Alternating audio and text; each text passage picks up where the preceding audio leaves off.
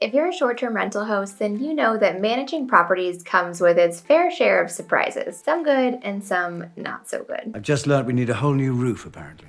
Today, we're going to dive into some of the not so good things, and that is major home repairs. We're talking about those unexpected moments when your AC fails, your pool equipment breaks down, or your dishwasher stops working. It can be stressful, but with the right preparation, you'll be able to handle any of these situations that come your way. In this video, we're going to share our real-world experiences with managing rental properties and give you actionable tips for not if, but when these major appliances break down on you. We're also going to talk about home warranties, our experience with them, and then our recommendation for whether or not this is something you should have at your rental property. First things first, let's talk about money. One of the biggest mistakes that you can make as a rental property owner is spending every dollar as soon as it comes in. We do think it's important to reinvest back into your rental property, but it's also very important to have a contingency fund. This is crucial because when something breaks down, and it will, you're going to need to have cash on hand to be able to fix it quickly. I need the cash. I need a fridge. Some service providers might take a credit card, but that's usually going to come with some sort of transaction fee, typically around 3%, or perhaps they'll take cash or a check or an ACH transfer, which won't have that transaction fee. If your AC compressor and condenser go bad, you're looking at somewhere between $5,000 and $6,000 to replace that, or maybe you have like a packaged heat pump. Those are somewhere between $8,000 and $10,000. If you need a new stove, this cost is going to vary, but typically we buy from Costco and it's going to cost somewhere around $1,200. We like Costco because their prices are competitive, they usually deliver quickly, and they also include installation of the new appliance and removal of the old appliance with that price. Damn it, Costco, you've done it again. If a dishwasher goes bad, you're looking at maybe $800 to $900, or if a washing machine is bad, similar cost $800 to $900, or if you choose to buy the washer and dryer set, maybe you'll get one of those for $1,500 to $1,700. And if your property has a pool, don't forget pool equipment. Replacing a filter can cost around $1,000, a pump somewhere between $1,500 and $2,500, and a new pool heater can cost anywhere from $2,500 to $4,000. Well, frankly, I am overwhelmed. Preventative maintenance is going to be a key factor in reducing the likelihood of breakdowns, but there is just going to be instances where something isn't repairable and you're going to need to completely replace it. That's why having that slush fund is so important. So don't spend everything that comes in, set some things aside in case you need it. Something we've seen is that not enough homeowners and also not enough property managers really understand the basics of how the equipment in your house works. We can't stress this enough. Take this time now before there's any disaster, before it's a high stress situation, to really understand what is in your house as far as appliances and equipment and just the basics of how they operate. Whether it's the AC, your pool equipment, a water heater, just having a foundational understanding of how those things work can make a big difference when it comes to making decisions about whether to repair or replace and how to address the situation. Here's why this is so important. If you get into a crisis mode, if your AC breaks down in the middle of the summer, you don't want to be scrambling to figure out what kind of unit you have or basic terminology like what the heck a condenser is. Knowing the basics means you'll be able to make informed decisions quickly. You'll also be able to communicate with a provider that you might need to hire and understand what they're telling you for what is wrong. And maybe if you know how things work, you can do a simple fix and avoid that specialist call altogether. We see this being especially important if you're a property manager. Sometimes the homeowner's not going to pay any attention to the stuff in their house. They're going to look to you to be that sort of middleman or expert between a specialist. You, as a property manager, should really take that time to have a technical understanding of the things in your properties. If you'd like to get a better handle on how you could tackle some of these issues yourself, we made a video a while ago that walks through the basics of some handyman skills that every short-term rental owner should know. It covers things like troubleshooting AC issues to fixing a garbage disposal. And we'll link that video at the end of this one if you want to check it out next. I can fix it. I'm mechanical.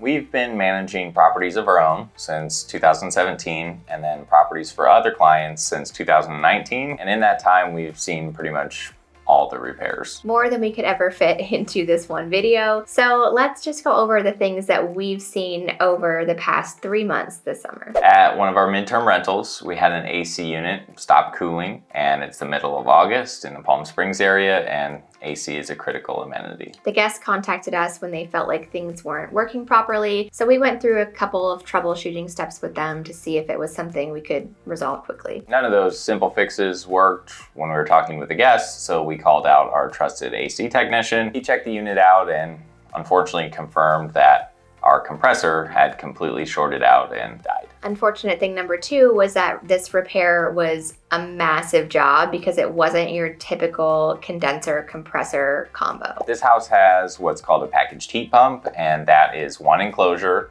where there's a compressor that fulfills the duties of both heating and cooling in that single package. This enclosure is on the roof. It also contains the blower, which circulates air. And in this case, the compressor is the heart of the unit, and it was more than 15 years old, so it didn't make sense to try and just replace the compressor. So we replaced the whole unit. Oh, Marge, but we've needed a new air conditioner for years. The tech had to crane the old heat pump off of the roof and then install the new one. So this meant removing the guests from the property, relocating them for 2 days until everything was fixed. Luckily, we managed other houses in the area. We had one that was available, so we moved that guest to a nice air-conditioned house for those 2 nights. The repair, when it was all said and done, cost $8,500, and then we had to deduct some money from their payout to pay for the 2 nights of accommodation plus a cleaning fee at the other property. So all told, about $9,000. That was one story. And then we also had a pool equipment failure at a different property this summer. Earlier this summer, we were doing an inspection. We noticed a wet spot around the pool equipment and found that there was a small leak from our pool filter. The owner wanted to use their home warranty for this repair, so they initiated a claim, and the company that the dispatcher sent out, the tech, decided that they wanted to push it off onto the manufacturer. This is an unfortunate sort of reality that we see with home warranty issues, and in this case, when the finger pointing was all done, time had gone by, and this small leak turned into a catastrophic crack and failure of the whole filter housing. A failure of the filter means that the water in the pool is not being filtered, and it's, again, the middle of summer in the desert. If a pool is not being filtered for 1, maybe 2 days, it's going to turn on you. Your pool turns a nice shade of green. Okay, wait, the pool's green? Once that had failed, we had a future booking in the next couple days. We had to relocate that guest to another property and then close the calendar for this property while the home warranty process was being sorted out. The cost for the new filter, if they would have just replaced it with the pool service provider, would have been around $1,000, but instead we had to move that booking away from their property, and also the calendar's been closed for over 3 weeks, which is a lot of lost income. So in this instance, the home warranty conceptually sounds nice. They're gonna pay for your replacement equipment with only a small out-of-pocket service fee, $85 in this case, but this cost the owner several weeks of lost revenue, and we could have had it done with our pool provider in 1 day. The day the filter failed, we would have went and got a new one for $1,000. So on the surface, home warranties seem like a great idea, but in our experience, the reality is they just can't work on a quick enough timeline to satisfy the needs of a vacation rental. This isn't the only story about home warranties. We've had other situations like with a broken dishwasher or a broken clothes washer where we've had to credit guests or refund them for their stay because the warranty company had delayed the process of repairing or replacing that equipment. If it's a midterm rental, we're refunding the guest for that lack of a major amenity. If it's a short-term rental, sometimes we're crediting multiple guests in a row for the same problem, or we're closing the calendar completely because we're waiting for a major amenity to be fixed. And in most cases, that lost rent potential far exceeds the amount of the cost of getting the repair done outside of the home warranty. If you're managing a short-term rental, these long lead times from a home warranty can lead to unhappy guests, lost revenue, or even a closed calendar. Instead, we'd recommend building strong relationships with local providers that you can count on and trust, people who respond quickly and you know they can get the job done. That's been our approach over the past few years, and it's saved us a lot of headaches. And we understand it's not going to be like automatic that you go find like the best AC guy in town, but with a little research, talking to other people in your market, maybe reaching out on like Facebook groups or reading reviews, you can find one. We've been using kind of our provider list, all of them, for a few years now, and we know their competencies, that they can get the job done, and they know when we're calling, they need to help us out quickly. And that's the kind of trust and reliability that you're just not going to get with a home warranty because they're dispatching different companies, different providers, different techs every single time.